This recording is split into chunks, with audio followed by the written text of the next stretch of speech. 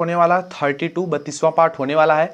आज की इस वीडियो में हम आपको बताएंगे एसी वोल्टेज का, जो आपकी एसी सप्लाई के साथ होती है। यहाँ जो हमने पिछले वीडियो में पढ़ा, पिछले 3 वीडियो में पढ़ा, pure resistance, pure inductive and pure capacitive circuit जो है, उसकी सर्किट की आज मैं एक ही वीडियो में आपको तुलना करके बताऊंगा, याद करने की ट्रिक भी बताऊंगा जिससे आपको कभी भूले ना। ठीक है, अगर कुछ नहीं याद हो रहा, अगर ये बेसिक कॉन्सेप्ट सा याद किए रहोगे तो भी यार कुछ लिख दोगे और अच्छा खासा नंबर गेन कर लोगे, क्योंकि एक वीडियो में तुलना करके बताऊंगा, बहुत अच्छा रहेगा। लेकिन कब समझ में आएगा? जब ध्यान से देखोगे तब। इस वीडियो के लिए मैं कहना चाहूंगा कि आप एक कॉपी और एक पेन ले लीजिए।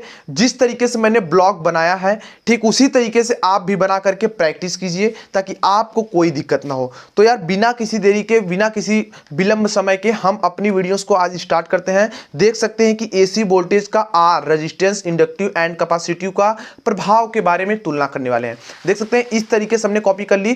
थोड़ा सा आपको चीज नहीं दिख रहा होगा तो कितने ब्लॉक बनाने हैं वो आप समझ लीजिए।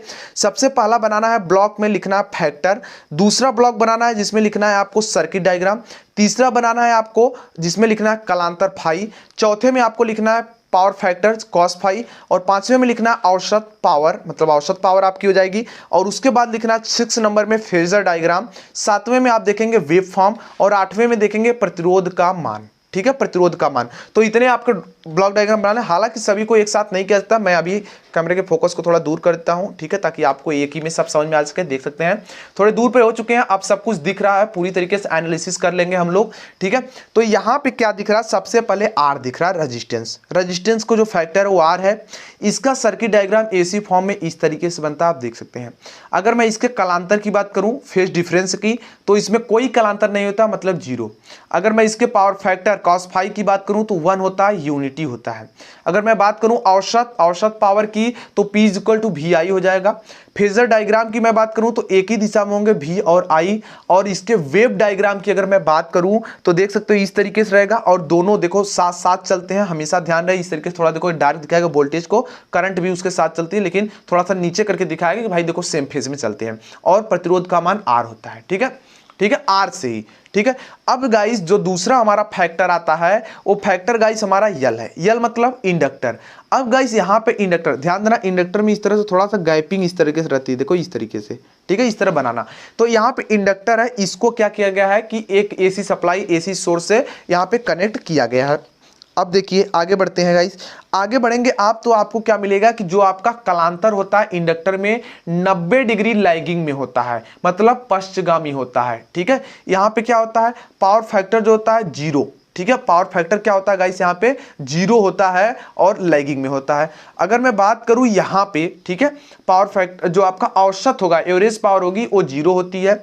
और इसका जो फेजर डायग्राम है, ये वोल्टेज इस तरीके से यहाँ से करंट जो होती है 90 डिग्री लैग करती है। ठीक है, यहाँ पे देखो इसके क्या बोलते हैं, वेव डायग्राम को दिखाएगा, वेव फॉर्म को भी दिखाएगा। ये हमारा वोल्टेज भाई साहब चल रहे थे, लेकिन करंट क्या हुई, ये देखो लैग करती हुई चल रही है, पश्चगामी है। और एक्सएल इज इक्वल टू क्या होता है? ओमेगा यल होता है। एक्सएल इज इक्वल टू क्या होता है? ओमेगा यल होता है। अब गाइस हम लोग जो कैपेसिटर है, जो कैपेसिटर उसके बारे में समझते हैं। कैपेसिटर का जो सर्किट डायग्राम है वो कुछ इस तरीके से है। कहने का मतलब देखो सब सेम चल रहे हैं, लेकिन आरएलसी याद कर लिए। मतलब देखो ये नहीं कि ये चीज पूछेगा ऐसे आपको बनाना होगा तुलना करके, नहीं नहीं, आपको याद करने का एक तरीका बताया जा रहा है जिससे आप तीनों कर सकते हैं। कहीं कहीं भूल भी गए तो इसके मदद से कुछ लिख ले जाओगे, ये चीज यहां पे बताई जा रही है। मत सोचना कि ये पूछेगा भाई कि ब्लॉक डायग्राम की तरह, मतलब इस तरीके से आपको बनाकर और बताओ भाई तुलना करके, नहीं नहीं, ऐसे नहीं पूछ सकता, बहुत कम रेयर चांस हो सकते हैं। ठीक है, लेकिन गाइस यहां पे अगर समझने वाली बात समझो तो यहां पे इस तरीके का मतलब याद देखो, 1 2 3 4 5 और 6 और 7, तो 7 पॉइंट आपको कम से कम याद हो जाएंगे। ठीक है, कुछ नहीं आता, कम से कम 7 पॉइंट तो लिखोगे। 7 पॉइंट लिखोगे, कम से कम 2-4 नंबर जो इतने का रहेगा उसका हाफ कम, अगर मान लो 3 नंबर का दे दिया, कम से कम 1.5 मार्क्स तो मिलेंगे ना। अन्यथा आप नहीं लिखेंगे तो कुछ नहीं मिलेगा, तो कुछ बेनिफिट हुआ ना, उसलिए एक चीज बताई जा रही है। तो जो कैपेसिटर का होता है इस तरह का सर्किट डायग्राम हो जाएगा। इसका जो कलांतर है देख सकते हो, कलांतर फाई 90 डिग्री लीडिंग में रहेगा।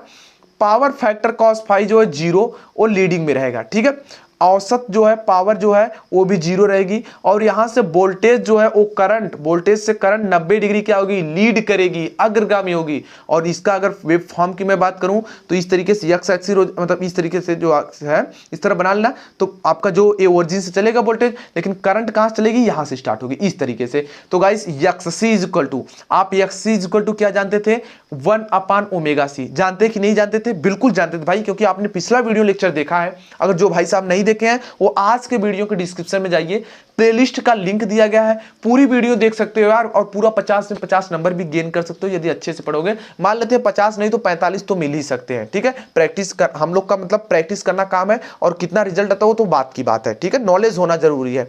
सो गाइस इस तरीके से आपने टॉपिक स्टडी इतनी सारी की, कॉमन चीजें थी सिर्फ कंपेरिजन करके कि देखो RLC है तो भाई सर्किट डायग्राम इस तरीके से होंगे।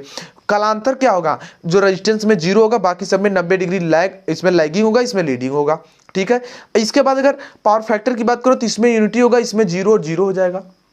औसत की मैं बात करूं तो इसमें P इक्वल टू VI और इसमें 0 0 हो जाएंगे। अगर मैं फेज डायग्राम की बात करूं तो इसमें सीधे रहेगा, जबकि इसमें क्या होगा, नीचे की तरफ करंट रहेगी और इसमें एक करंट ऊपर की तरफ हो जाएगी।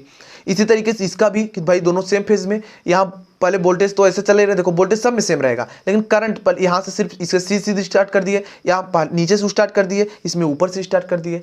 अगर बात करें इसके प्रतिरोध के मान के तो R से दिखाते हैं, एक्स इक्वल टू ω_L होता है, एक्स इक्वल टू 1/ω_c होता है। बस यही तो है भाई। अब बताओ इसमें क्या नहीं समझ में आया।